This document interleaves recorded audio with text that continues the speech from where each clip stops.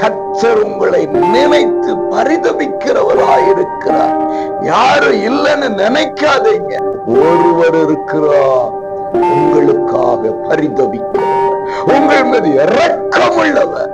இன்றைக்கு உங்கள் நிலைமையை பார்த்து பரிதபிக்கிறார்.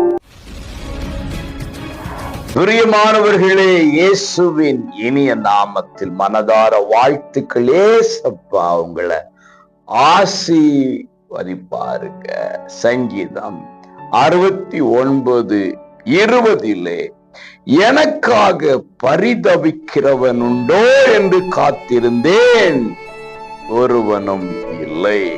பிரியமானவர்களே, நீங்கள் பலருக்காக பரிதபித்திருக்கலாம்.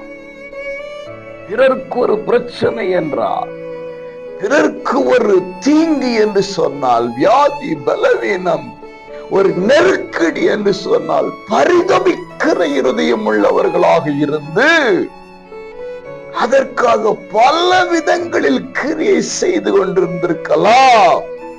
ஆனால் உங்களுக்கு ஒரு இக்கட்டு வந்தபோது, ஒரு இடுக்கண் வந்தபோது, வியாதி தேவைகள் வந்தபோது, ஒருவரும் உங்களுக்காக பரிதபிக்கிறவர்களாக இல்லாதிருக்கிற ஒரு சூழ்நிலையில் இந்த சத்தத்தை நீங்கள் கேட்டுக்கொண்டிருக்கலாம்.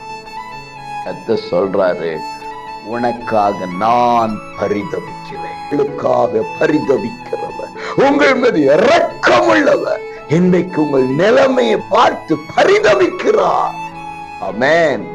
சூழ்நிலைகள் மாறுகிறது, பிரச்சனைகள் மாறுகிறது, பரிகாரம் இன்றைக்கே உண்டாகிறது. பெற்றுக் கொள்ளுங்கள்.